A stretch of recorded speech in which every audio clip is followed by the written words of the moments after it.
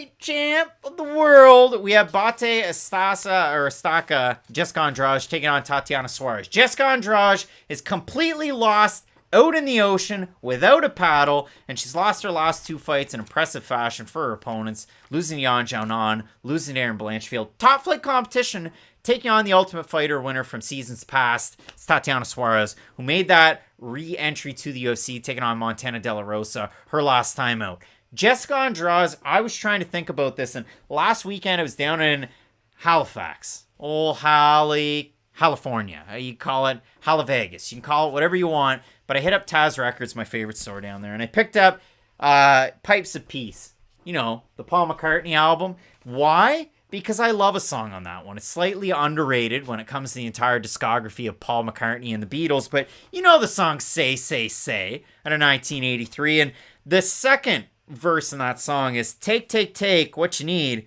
but don't leave me with no direction. And Jessica Andrade is right there. She's got no direction at all. She's fighting at 125. She's fighting at 155. And yeah, I get it. Suarez fought at 125 her last time out. But there's a reason why. So let me throw it on over to you a clip from Suarez before she took on Montana De La Rosa. You can get your fill of Matt Allen in this one. You pull yourself back to 2019. The last time that Tatiana Suarez fought was back in June of that year. And I'll show you the rankings right there. Suarez was at number 2. She picked up a win over now Nina Nunes. And if you look at it, Matt, what do you think the number 1 song was back in June of 2019? The Raptors won the title like that month. So I want to say Money in the Grave by Drake might have been popping then. Old Town Road by Lil Nas X and okay. Billy Ray Cyrus. The number 1 movie, Secret Life of Pets 2. So a big time win there for Tatiana Suarez. Was ranked number 2 in the division.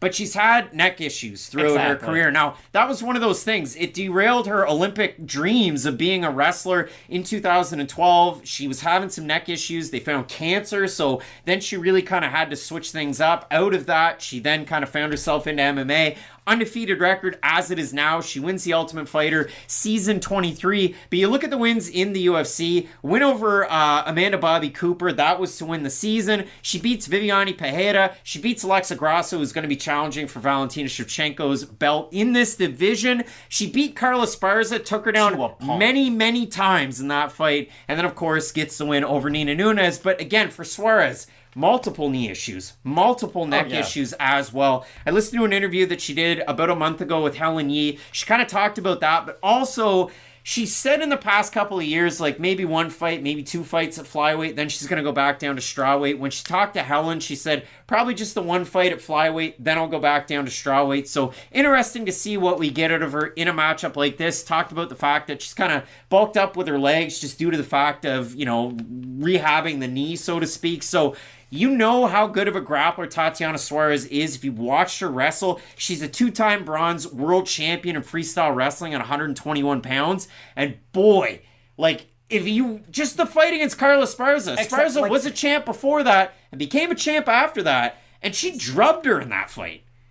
This fight's going to look exactly like that fight if Tatiana Suarez is even 70% of the fighter she used to be. Like, I'm not trying to be disrespectful to Montana De La Rosa, but again, I brought this example up many times. Tatiana Suarez, is a world-class wrestler. I think we can all agree on that. It was an illness that caused her to not go to the Olympics. If she is an Olympic-caliber wrestler, I think that's fair to say.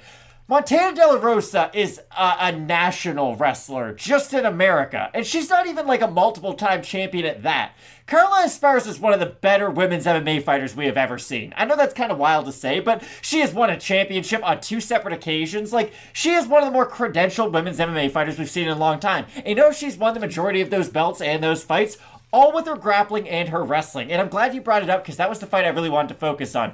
If Tatiana Suarez fights another pure grappler, that's how a lot of these fights are going to end up. Because here's the thing. If you're a primary striker who has really good takedown defense, you are going to test Tatiana Suarez because you excel at the one weakness in her game. We saw that in the Nina Nunes fight. That was something I brought up a lot. It was, hey, Suarez is going to look good, but if she doesn't get the finish, it's going to be a little bit curious to see how she looks in the 3rd round. Because the one thing about Nina Nunes is, hey, she has great long-range kicks, and she has really good cardio at that weight class. Now, did Suarez struggle in the 3rd round of that fight? Yes, she did. But I don't think Montana De La Rosa is going to have the long-range abilities on the feet that someone like Nunes is able. But for the Suarez fight that she had against Carla Esparza, a couple of side kicks, And then 25 seconds in, she goes for the first of 9 takedown attempts. She ends up with a finish in that matchup. And for Suarez, too, like you talk about some of the gyms, whether it's Millennium MMA or it's been Extreme Couture for a very long time. You see who she's with on Instagram. Patchy Mix, that guy's a pretty good grappler. Very. And the crew that they have at Extreme Couture, and I know a lot of people, they're saying, oh, well, I'd like to see if Casey O'Neill fought Aaron Blanchfield. Well, Tatiana Suarez is going to spend time training with Casey O'Neill at Extreme Couture,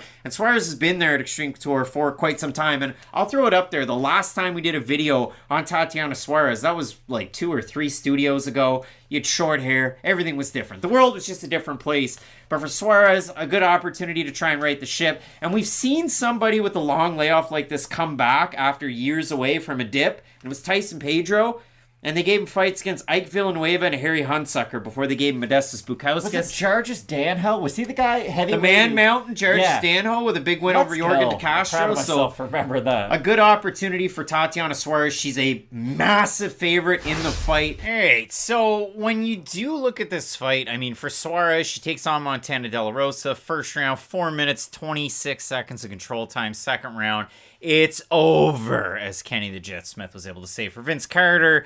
And you have Suarez going out there at 125. And what I said when I said a tune-up fight, it was a tune-up fight at 125 for Suarez to tune her up to then go back down to 115, her natural weight class. And if you do look at it, I mean, it's crazy to think Suarez is the older fighter of these two because she's much less experienced in MMA. We talked about her wrestling pedigree. With Andrade, those last 2 losses in the rearview mirror, they don't look all that good. And the questions being brought up there in the chat, you guys are talking about Andrade's takedown defense and saying it's really bad.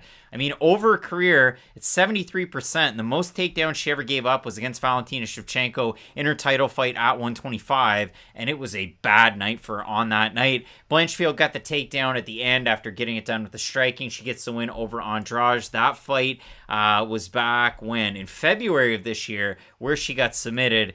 You gotta look at it a couple of different ways. And I mean, for Suarez, how good's the striking defense? Well, I mean, I've seen points in her career, and we've talked about this with some of these primary wrestlers like Sijara Eubanks and so on and so forth. There have been periods on the feet where you sit there and you go, yeah, it's not the worst, but I mean, Nina Nunes was able to rally in their fight. And if you look at the judges' scorecards in that one, 29-28, 29-28, and 29-28, Nunes was slightly less in terms of the volume in the third round, but she made her strikes count. So if you do consider it, Andrade, the 5-round experience, and if it does get dicey as it goes on, this could be a really, really tough one. So again, it is much appreciated to hear what people are saying in this one, but I have the hardest time trying to pick this fight because for Suarez, the time away, the injuries, I don't love it whatsoever. Yeah, I have a hard time with this one. And Matt sent me the text and he said, what was it? Andrade has a great chance though, and he picks Suarez. So I think out of all the people that maybe aren't favored to win this fight, Jessica Andrade is probably the one where I sit there and I scratch my head. At Fight Night Picks in the community tab, 1,700 total votes, 71% of you folks going with Tatiana Suarez to get the win. I do think Suarez is going to get the win, but I don't love it. I mean, when Andrade took on Blanchfield, I took Andrade. When Andrade took on Yan Xiaonan, I came on this channel and I said, every time I pick Yan Xiaonan, every time, and people laugh at me. And in this one, I'm going to go away from it. And look what happened to me. I got it wrong. So, yeah, I do have a hard time. But for me, I'll go with Suarez, but I would stay away from this fight like your Chicago White Sox manager, bench coach, Charlie Montoyo. Yeah, I don't necessarily love it, but I will go Tatiana Suarez in this one. And then we get to move into an awesome impromptu main event. Corey Sandhagen taking on Rob Font, the live show with Fight Night Picks, doing the damn thing, 12:23 a.m. local. Let's get into it.